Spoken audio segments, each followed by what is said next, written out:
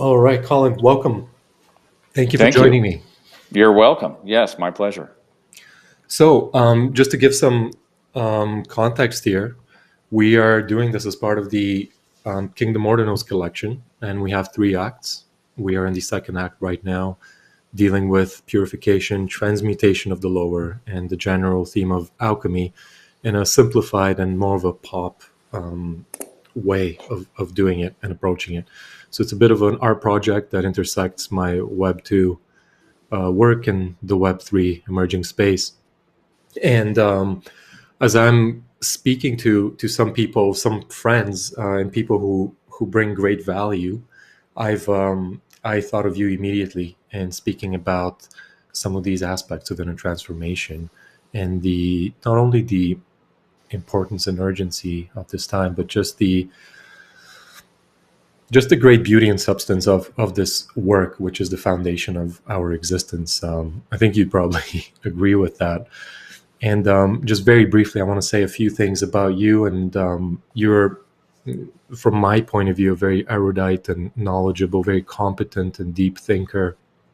And not only that, but you apply that which you know, and there's a wisdom that emerges from your just from your intellect and your practice and your being. Your latest book is called Transforming Darkness, a Shadow Work Toolkit for the Red Pill Initiate, which I think is an incredible tool for the time we're in. And yeah, with that, I think we can just do a little friendly talk here. Right. Yeah. Yeah. Yeah. Let's do it. And people might join later in the call, or we can share this audio later, and people have a chance to listen back and see what we were talking about, because it is incredibly important what we're talking about. But our society is naturally more exoteric and more outward facing and more extroverted. It just by its nature, the Western society, especially the America, let's say, where I am, and you generally are. And so when you start talking about internal alchemy, spiritual transformation, shadow work, getting to know your inner parts, your inner child parts, things like this, people are at a loss to really, they're like, they are in our culture. They understand these things in a religious, in a biblical context, but it's that tends to kind of be surface level in many ways, and they're basically, we are as a culture basically psychologically illiterate, unfortunately. Yeah. And right, and our spiritual leaders are really kind of superficial, and so we really need more people to start really doing what we're doing right here. Yeah, I completely agree.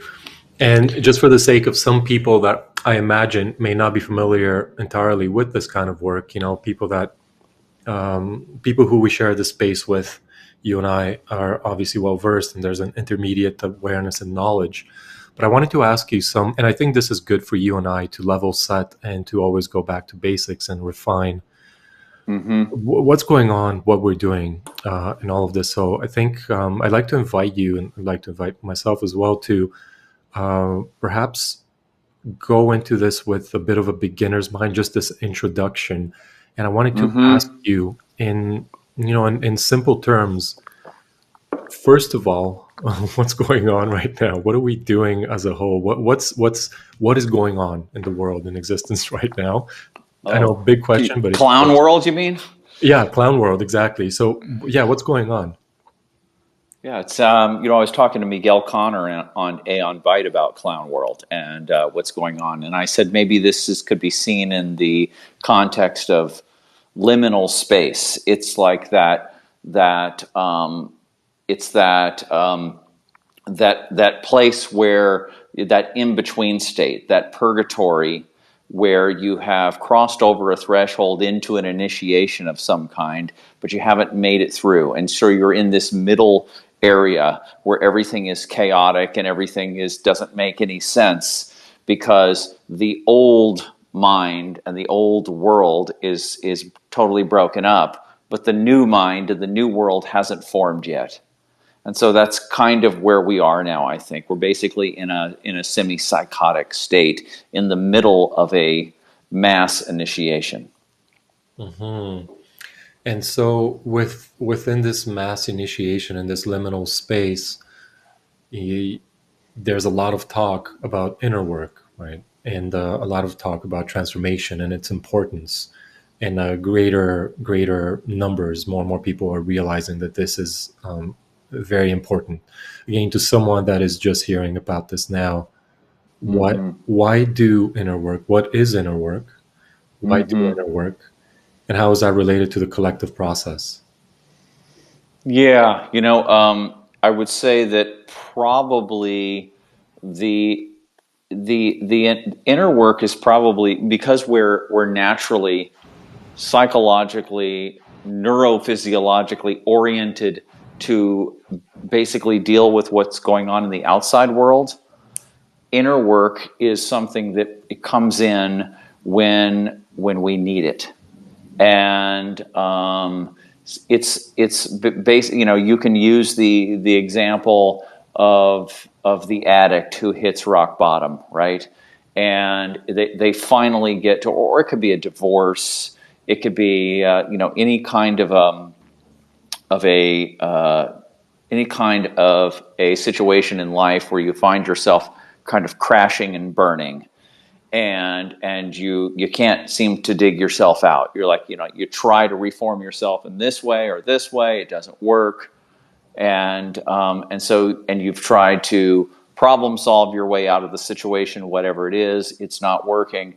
So you basically require you require information, you require an orientation that is from your current situation or your current viewpoint alien to you.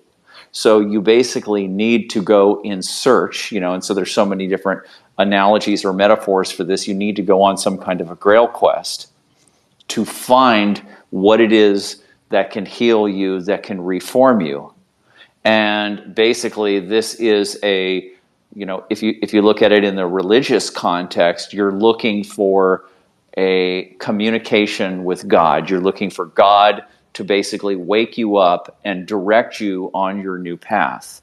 And if you look at it from a more esoteric, or let's say Gnostic or psycho-spiritual point of view, you're basically going into your own unconscious, and you are looking for that which was hidden, those keys that are down there, those building blocks that are down there, and that are maybe being blocked by all kinds of different beliefs and all kinds of different wounds and all kinds of different fears that are down in your unconscious.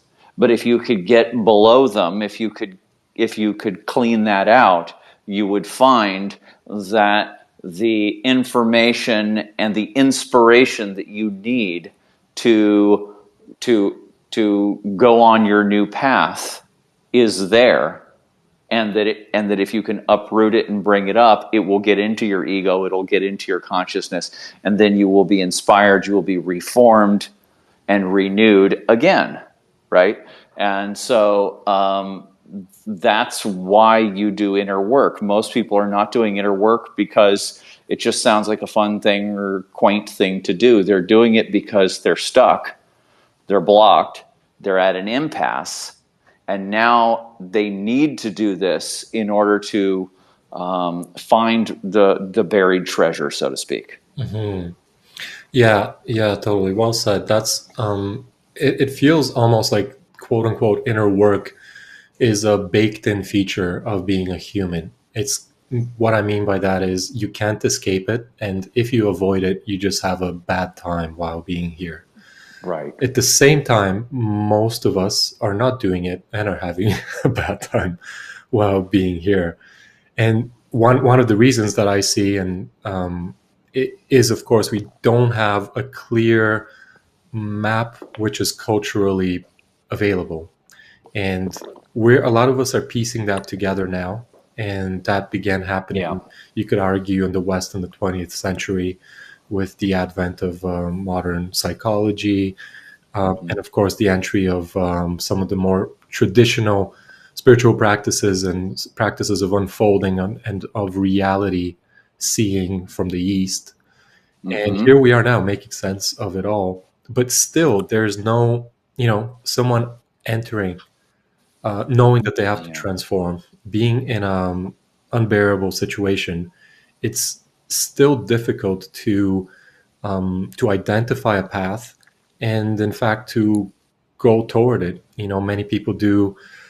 Of course, we'll look to the East, we'll look to Latin America, simply because those cultures still have are touching some of their tradition, and it Hmm. seems like they may have answers. But the now decades of us foraying into the East and in the West, we're seeing that it's not as easy as just sitting down to meditate, and there's a lot Hmm. more involved in this process. And I don't think that this process will ever be fully identified as a step-by-step, tunnel of Right. renewal. I don't think so. Right. Yeah, because the nature of consciousness is constantly unraveling unique challenges to our own being, Yes. and is constantly unfolding in almost like the Russian dolls, right? Yes. Is surprising us, which is, of course, creating. Anyway, I'll leave it at that. Yeah. Well, I agree with you on the meditation thing. It's that was developed. Those practices were developed thousands of years ago for the minds of people in the East thousands of years ago, living in much slower times, in a prior, let's say, psychosocial stage of consciousness.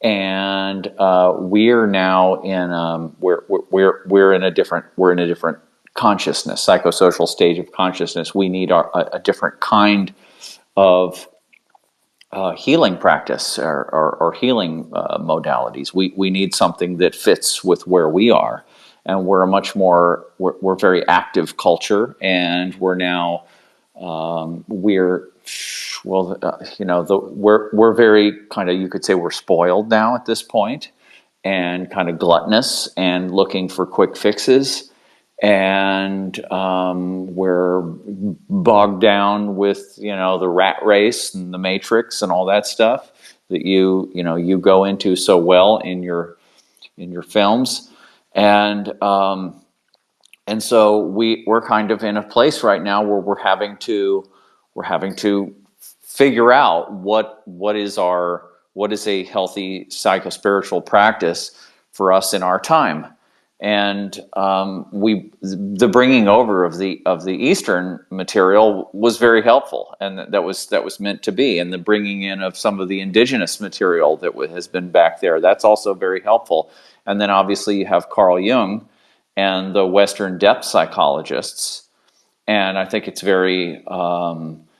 it's very appropriate that Jung went back into the Western spiritual tradition, into Hermeticism and to Gnosticism, and pulled out the Western esoteric psychospiritual healing practice as best he could, and then um, and then and then use that as a basis for developing a 20th century version of that.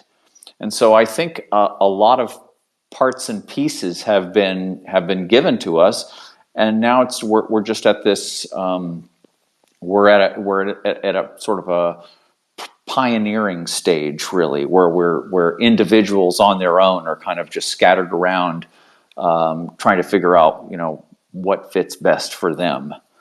And I don't know if we're any time in our lifetimes going to see any kind of a I think this is, for the foreseeable future, we're going to be in this sort of experimental phase. Yeah, that makes sense, especially because of a more globalized consciousness of so many traditions coming through at the same time. Yeah. And of course, so many types of humans, psychologies, and different souls, which can resonate with Yes. different kinds of paths that just fit their own makeup. And yeah, so you kind of touched upon this, but we're in a time in which I'm seeing both a huge amount of interest in one's own transformation, upliftment, and aiming at touching something that's more real, and also becoming someone who is more real and can engage with this whole mystery, this existence, in a way that is just has more agency, is Hmm. somehow more empowered, is has more say within this, day-to-day life within their story. Hmm. And at the same time, there is seemingly a lot more that keeps people bound to a very disempowering and limiting patterns of satiating the void, the emptiness of being a human, the anxiety of being a human, the anxiety of all the information that's coming our way. So it feels like both poles are quite strong. And, there Hmm. people in the spiritual space, some people, do, and me being one of those here and there, feel that we are in a time of transformation, and there's an opportunity here for a great leap within consciousness. And at the same time, a lot of the metrics don't actually show that. Like, it of course depends on which way we look. Uh-huh. Many other black pillars may point to the opposite, Oh. right? To the sleeping masses Oh, and the sure. NPC army kind of like really taking over. But I see it Uh, as almost actually none of those. The existence and the amplification of both of those yeah. indicates to me that there is a rising activity in consciousness that Yeah. needs to resolve itself, and it can only resolve itself by the opposites, the tension of these There you opposites. go. There, Yeah. yeah, there you go. Yeah, no, and use of the term amplification. Yeah, that seems appropriate. Yeah, we are all of the archetypes that lend to this stage, this initiation and transformation are showing up in our collective movie, and so. Oh, I think it's absolutely going on, and it's also true that some human beings, a lot of human beings, will just kind of go with inertia, go with the flow. This is kind of the history of human development, is that it's not the majority that actually spearhead the next stage of development of whatever type of development you're talking about. It's not the majority that do that. It's always some pioneers, some cutting edge explorers and courageous heroes that do this. And so that's I think that's kind of at this stage, it's kind of what you have to, you just kind of have to take on that role for yourself. You have to say, okay, and it has to be, like I said earlier, it has to be something. It's not just, it sounds cool to be into alchemy and transformation and shamanism and spirituality, and everybody now is their own little guru and coach and all of this. But it's almost like people are intuiting that what is required, but it isn't until it's like really in your face. It's when you're really facing the dragon, so to speak, before you actually come face to face with the archetypes of life and death. Basically, I'm either going to get incredibly serious about uncovering my inner gold and bringing it into consciousness, and then writing that out and manifesting that in the world, or I'm going to suffer physical death or soul death. And so it's kind of fun and quaint and cool and a fun thing to study and all that kind of stuff, until you really, it's right in your face. Hmm. And so that's the only time you're actually going to transform. I don't know if you can just sign up for some retreats, read some young books, or do some meditation, Of course, there's little transformations that are always, we're always transforming, we're always growing, we're always learning, we're always having these little mini downslides. You get fired from a job, and then what do you do with that situation? Do you blame the boss and blame the markets or whatever it is, or do you look inward and you just say, okay, how did I unconsciously put myself in this situation, and what is it that I need to change about myself so that I don't repeat this pattern? So that's just happening in life anyway, and anybody with some kind of any kind of self-awareness at all, and hopefully they have some supportive friends or family members, can be like, hey, well, maybe you brought this on yourself.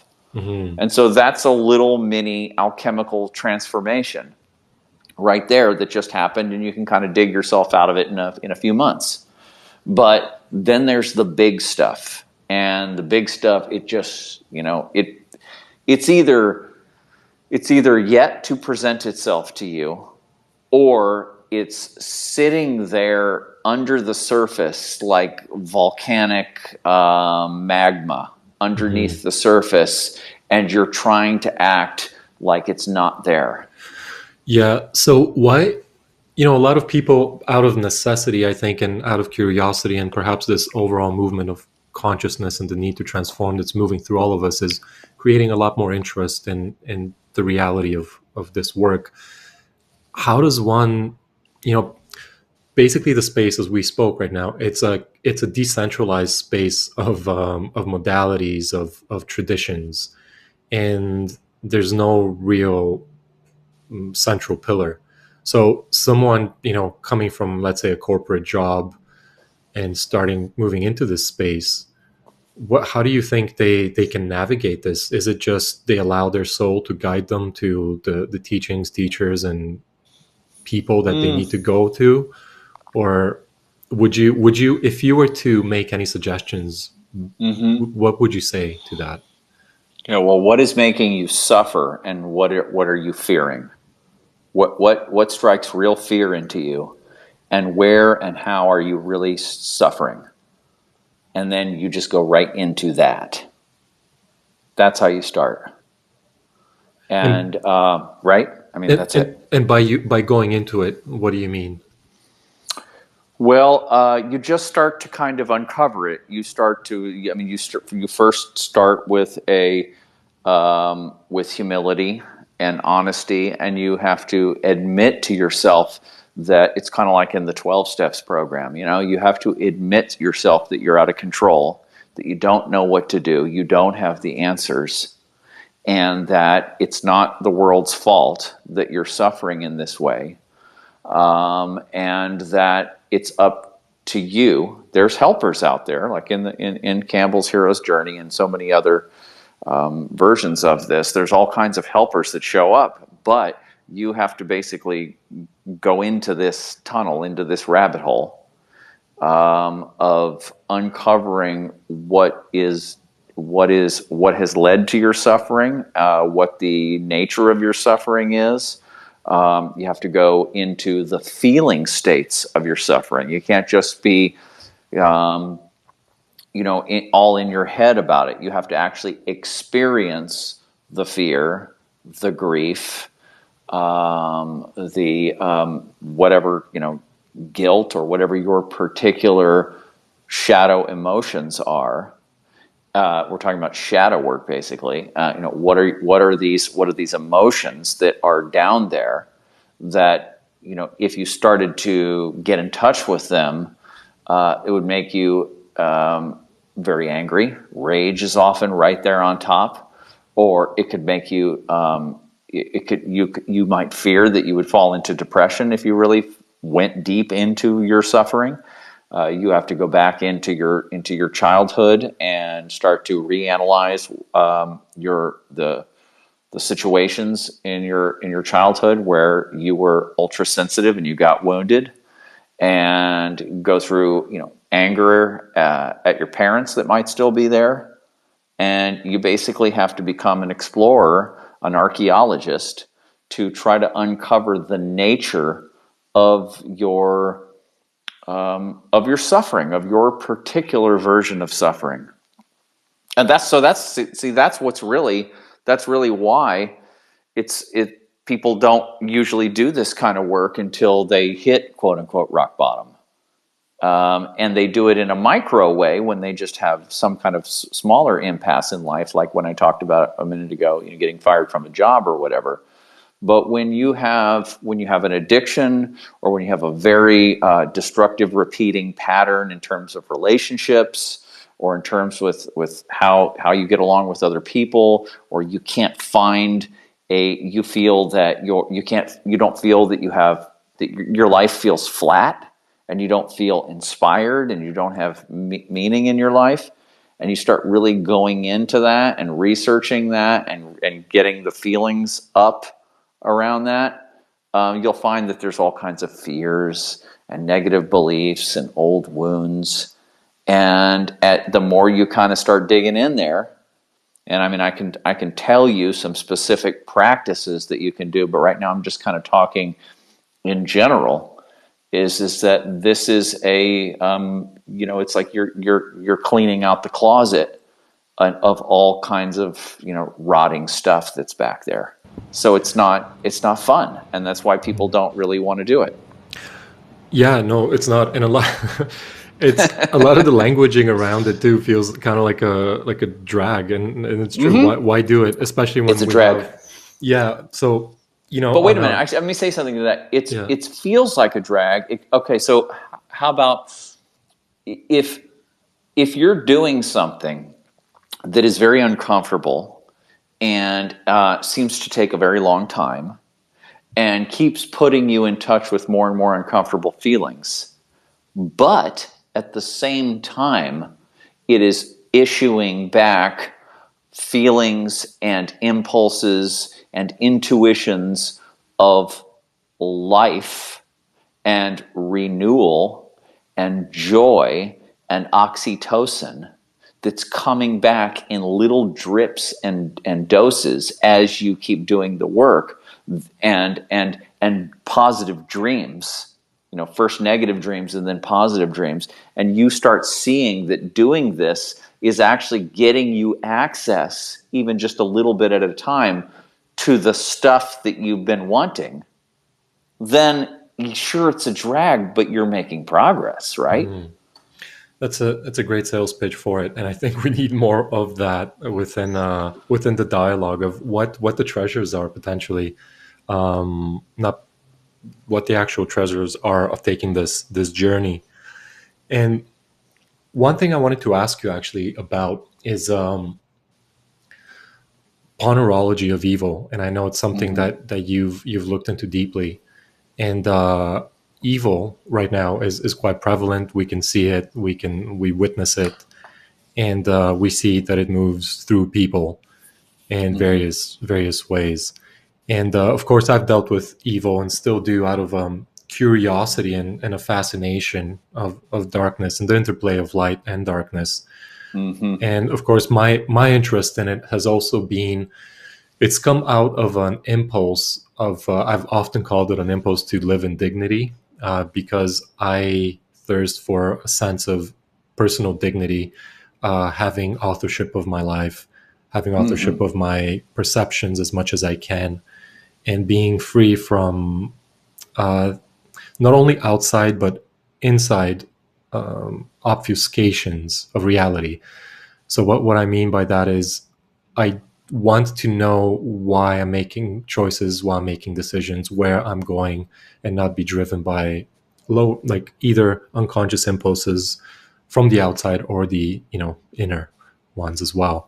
Right. But the specific dynamic of evil that we're seeing in the world right now, mm-hmm. it's becoming quite obvious to people. A lot of people choose to deny it or play it off, and just to call things, human nature, or use any other euphemism for it. And I think there's also, with postmodernism, calling things evil became unsophisticated, and it became, right. I think it was seen as too maybe religious or too black and white. And of course, calling out evil and is not actually black and white at all. It has many flavors and very fascinating dynamics. Of course, we live in a realm of duality. So, I kind of wanted to get your take on evil now, and how it's playing out in the world, how it's showing up, and what its function is.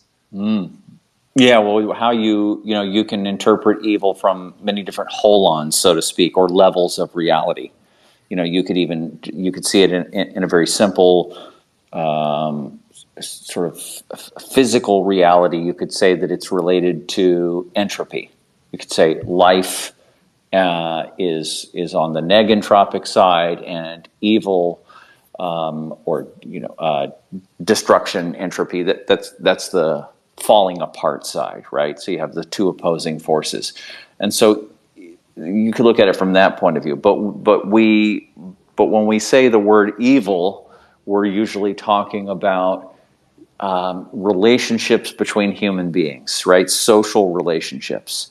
In fact, you can see that the word evil does apply to our to human relationships in society, and it fits in that holon, because we don't even consider suicide to be evil, but we do consider murder to be evil, right? And so it has to do with usually consciously destroying other people, other life forms unnecessarily. Mm-hmm. It's where human beings destroy other human beings or other life forms in a way that is unnecessary, unwarranted, and that had those people been conscious of what they were doing, or had they been acting within social boundaries, they wouldn't have done that thing. So it's kind of a term that has to do with humans destroying themselves, destroying other human beings, and destroying society. Because if you go out of that holon or level of things, then you just get into all the different ways that nature destroys itself, as part of the life process. Mm-hmm. So nature, you just look in your own backyard or whatever, nature, other animals, organisms, they're eating each other, they're doing all kinds of, look at the way, all kinds of organisms, spiders and parasites and stuff, how they operate. Mm-hmm. If you were to take their behavior and bring it into the human social holon, it would be considered evil. Mm-hmm. And so evil is you could also say, from a psychological point of view, like from a Jungian psychological point of view, that evil is the movement of the human shadow through society. Mm-hmm. It's human beings projecting and displacing their own shadow, their own natural, primal, animalistic dark side that they have, and projecting it and displacing it into the world, into society. And so it's an energetic phenomenon, basically. And if you want to control evil, the best way to do it is to become as self-conscious as you can, as self-aware as you can, and then to put into place the moral boundaries, the values, moral values, that basically restrict you from unnecessarily harming other people, right? You can be, as you become more self-aware and take more responsibility for your own behavior, then you realize, hey, you know what? My job is kind of parasitic. I'm not really, I might be helping myself, or I might be helping this small community of people, but I'm really, hurting a lot of other people doing this. In this corporate job, or this, medical job, or whatever it is, or you're working for, in Las Vegas, in a casino, or just whatever, go on and on and on. And you start to become more self-aware of how you might be being parasitic in your own social relations, and how you might be harming other people unnecessarily. And then taking responsibility for that and saying, you know what, I'm not going to do that anymore. I'm going to do something that's more symbiotic. And so that's how you remove evil. And religious systems, they always have some kind of moral code that is basically a way of keeping human behavior within certain bounds to limit the movement of evil. And I mean, I can kind of go on about that if you want, but I think maybe I'll just leave that right there. Yeah, no, that was very good. And I'm actually going to take a pause here, and I'm going to issue the riddle for the ordinals for Act 2. I'm going to give out something within the alchemical space. So for anyone who wants to get on the whitelist, you will have to message the answer to this riddle to the Kingdom Ordinals account. So, alchemy, 4 foundational elements. We have water, earth, air, and fire. What is the 5th element? That is it. Okay, let's continue. So, Colin, there's one thing that to you and I guess it seems, I don't think there's ever been a disparity between these two, but I've come across people who are finding it difficult to see the intersection between spiritual development, inner work, self-realization, and then what many would call the conspiratorial, geopolitical, paranoid worldview.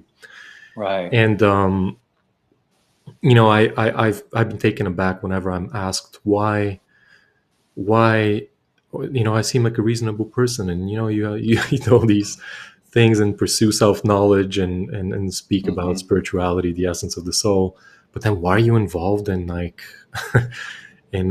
foreign wars and corruption of the bankers and fiat money and centralized banking, Right. or the pharmaceutical cartel?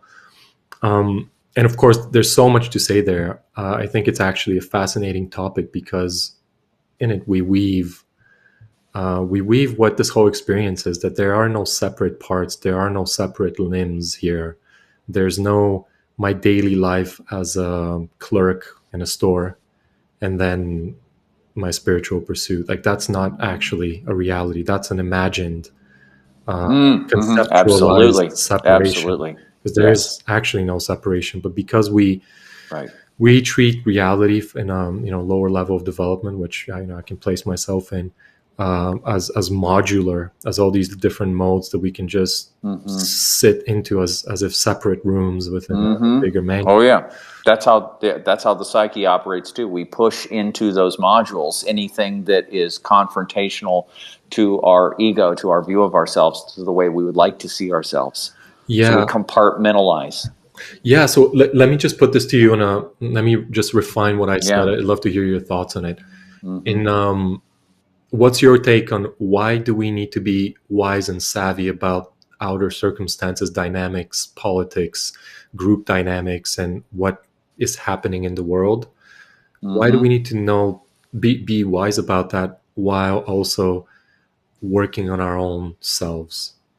You could say that all of the evil in the world that the so-called red-pilled individual is looking at is basically the collective projection or manifestation of a society or a species that is repressing and is hiding from all kinds of shadow material that is, let me see if I can say this better.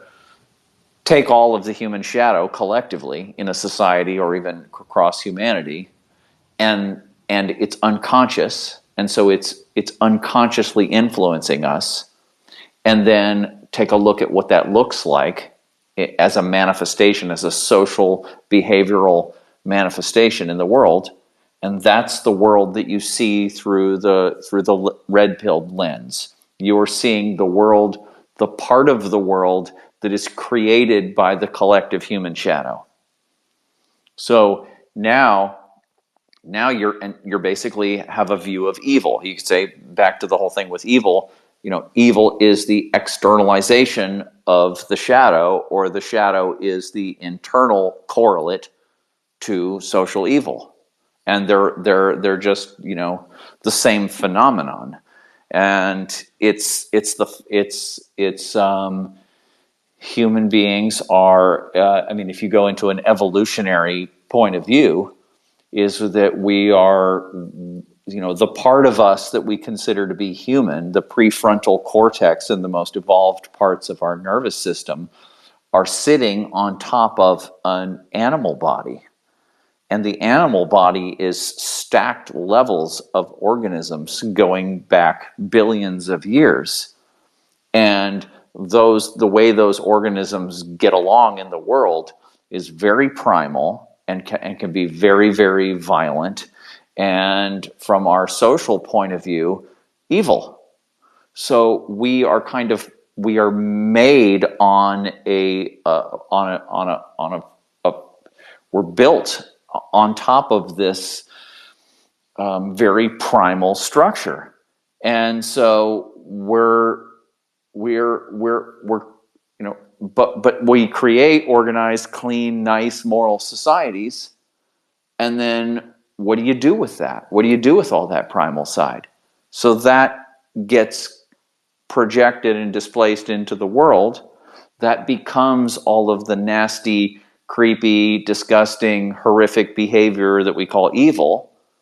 And then we play a cognitive dissonance game with it. We hold it in cognitive dissonance, because if we were to see it out there in the world, if we were to see all the corruption, then it would implicate us all. And if we were to sort of fall into it and be like, oh, you know, so let's just do whatever we want, then that would destroy society. And because we're at a stage of evolution where we don't have very good means or methods of integrating our shadow material. We don't really know what to do with it. And we're like, okay, I'm some kind of a monkey. And we don't really know what to do with our primal side. It's kind of like the national debt or everything else. We just kind of throw it into the shadow and say, I don't want to talk about it, I don't want to look at it, because it's just too scary and we don't know what to do with it anyway. And so what we end up doing is we end up just kind of throwing it down, throwing it into the shadow, and then it kind of, it creeps up, it manifests into all the weak, unconscious people that it can, and then they destroy the civilization, and then civilization starts again, either in the same place later or in some other place. And that's kind of how we just do these little volcanic explosions over and over and over and over again, because we don't really know how to transform in place. And so the person who says, you know, why are you looking at all that evil and all that stuff? You could say, well, I kind of have kind of a way of looking at it here. I could say, well, I either want to try to bring some kind of moral boundaries back into the world to contain that evil, or maybe what I can do is I can use that as an analog. Whatever nasty is going on in the world shows me what's going on nasty inside the psyche, personal and collective. And then maybe I can learn how to shamanically, alchemically transmute that. And that's kind of the red pill kind of the sort of shamanic side of things. Most people who get red pilled, who say, "Oh my God, look at all this shadowy stuff that's out there in the world," they say, "Let me get involved in the world and start to try to order things again and impose some moral boundaries on things and bring things back into order. Let's throw the bad guys in prison and let's bring order here." And that's kind of an exoteric way of dealing with it, and it's appropriate. But then there's the shamanic or alchemical way of looking at it, and in that way, you study what's going on in the world as an analog, as a metaphor, as a movie projection for what's going on in your own psyche and in the collective psyche. And then you go on the path of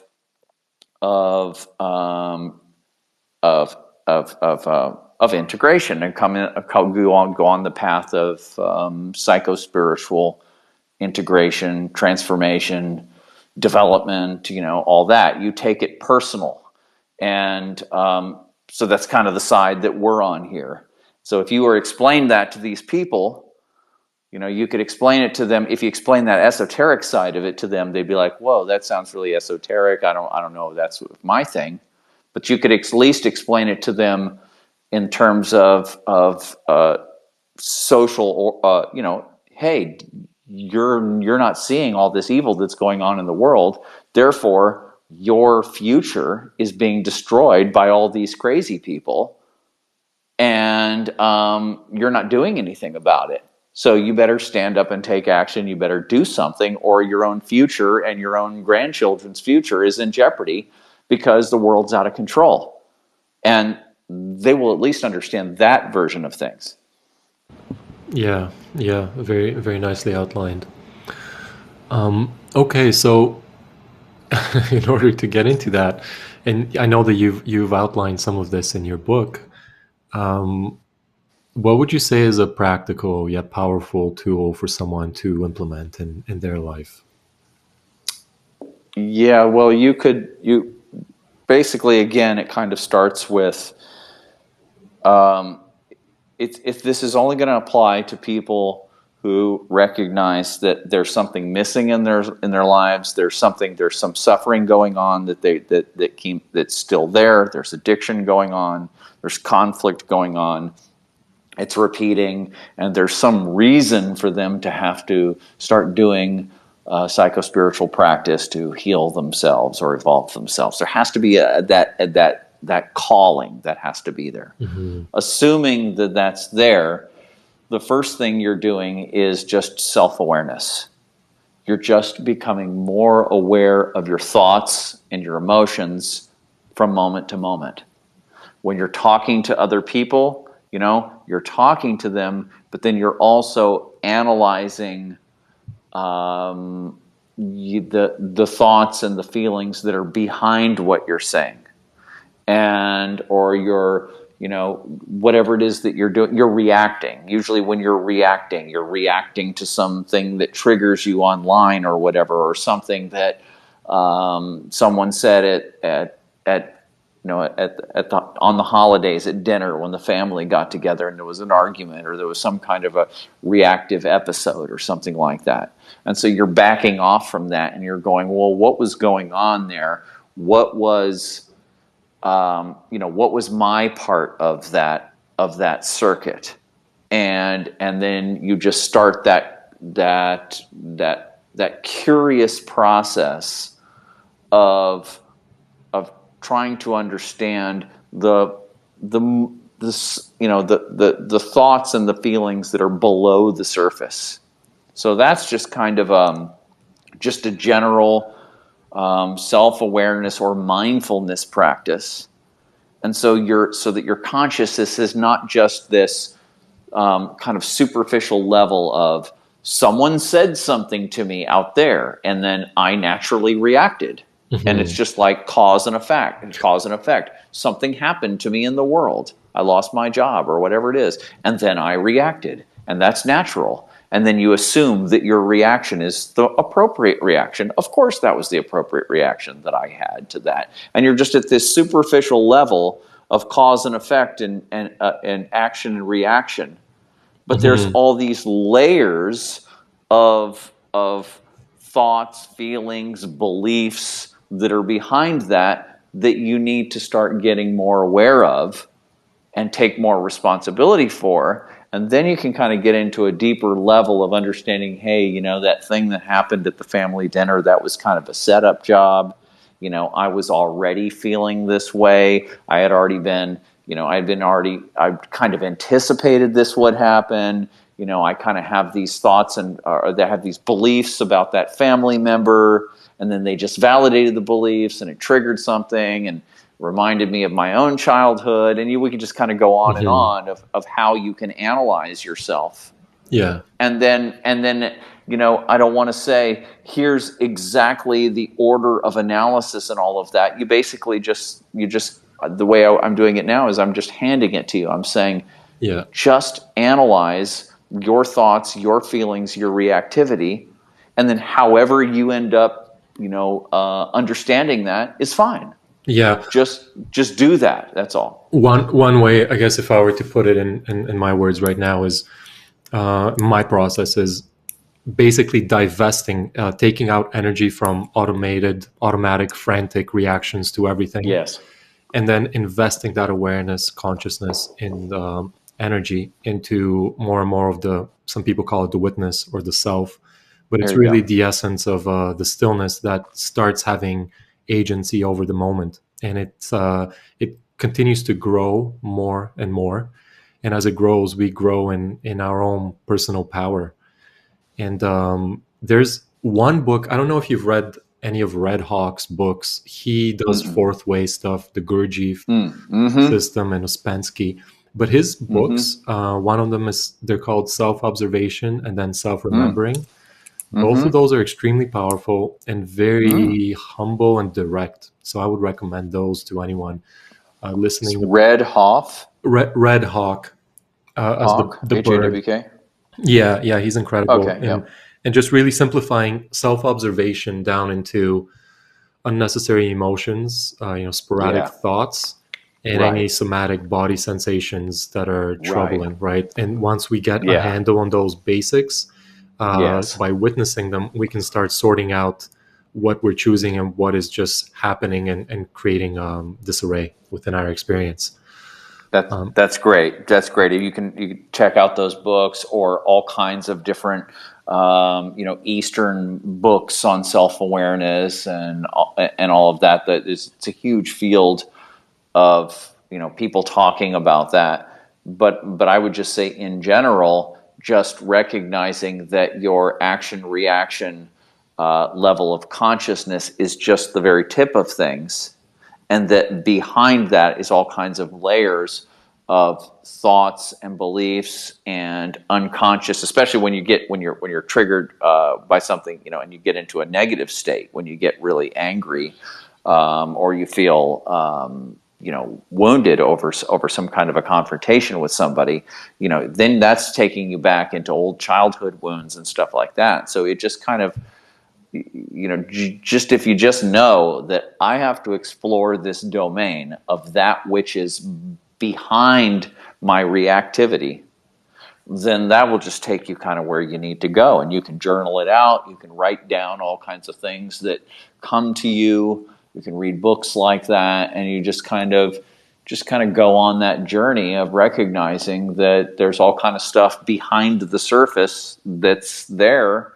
And then, like you mentioned there, the more you do this, then the more I didn't use I do in the book, use the term witness or watcher.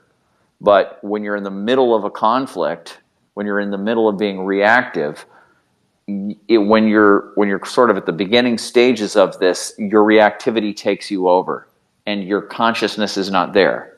So you're just operating out of your pre-programmed conditioning.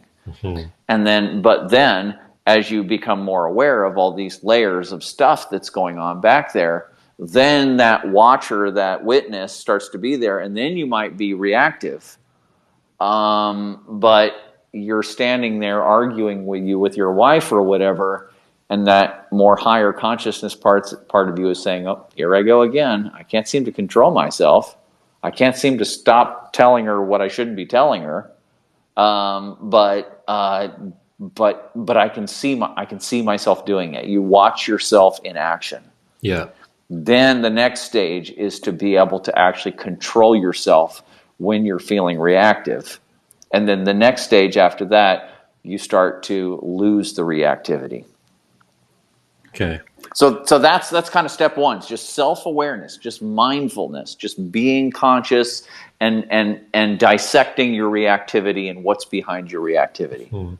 Yeah. But Great. then you can go into practices like I talk about John Ruskin's emotional clearing practice in both of my books. That basically, when you are triggered, when you do get reactive, you can also, instead of just analyzing it cognitively and going, well, what was going on there? What was my contribution? What was I thinking? And all that kind of stuff, and tracing it back cognitively, you can actually go sit on the couch and actually invite the emotions of that reaction to come up. And instead of trying to, take a drink or go for a run or distract yourself with scrolling or whatever, or, smoke a joint or whatever, to try to kind of come down from that reaction, from that triggering, from that conflict, you can actually go sit with it and say, no, I'd like to actually get a hold of these emotions. So let's invite this rage. Let's invite this grief. Let's invite this fear to come up and to kind of get more into your body. Mm-hmm. And so by doing that, you actually start to kind of flush it. And then that starts to slowly over time lower the amount of emotional energy that is behind your reactivity. Yeah. Because I should mention that a lot of times the reason why we are reactive and triggered, so to speak, we haven't used that word yet, but this is the same thing, being triggered. The reason why we are so easily triggered is not necessarily fully because of pre-programmed conditioning and beliefs and thoughts and stuff like that, but actual emotional stores of energy, of emotional energy, of rage, of anger, of grief and other emotional energy that needs to come up. And the conflict that you had, the reaction that you had, was actually a way of displacing emotional energy out of your body. So what you need to do is, when you go sit with this emotional processing technique, emotional clearing, emotional processing, when you go sit with it and kind of consciously invite it to come up or to stay with you, then you basically physiologically teach your body how to tolerate your shadow emotions. And then they start to move through your physiology, and you start to be able to transmute, you could say, or process those old repressed emotions. And so that reduces your reactivity or your trigger ability. So that's another method that's beyond just cognitive analysis. Nice. Very, very well outlined. Okay, we're coming to the hour. I just want to issue once again the riddle. It is 4 elements in alchemy, and air, water, fire, earth. What is the 5th element? And you can DM that to the Kingdom Ordinals account. All right. I shouldn't say it right now, should I? No, you shouldn't. It's okay. Entry level riddle. And I also wanted to just give an opportunity here. If there are any questions, we can, toward myself or Colin, can keep the line open for a bit. Let me know, and I'll put you in speaker mode. But meanwhile, as we see if people have any questions, Colin, do you do one-on-one work with people? Mm-hmm. Yeah. Yep. So, I do either in person or over the internet. Okay, wonderful. So, Colin is available and obviously extremely skilled. And his book, I would highly recommend both of your books. The first one with your partner, Melissa Mari, right. Called Shadow Tech. Right, there's Shadow Tech with Melissa, right. And then there's Transforming Darkness that came out this year. And I give that one away for free, actually, as a PDF. Yeah. You can get on Kindle or get the hardback or whatever. But just if you go to shadowtechalchemy.com, you'll see the book on there. Yeah, and it's a brief, very accessible book. So I think it's a beautiful part of the modern arsenal of spiritual warfare. Great, thank you. Yeah, brother Colin, thank you so much for this conversation. Thank you for sharing your knowledge, your time, presence, and energy. I appreciate it. My pleasure. Anytime you want to do anything, just let me know and I'll be there. Beautiful. Thank you, everyone, for joining. To all, have a beautiful day. Okay. Bye, everybody. Bye.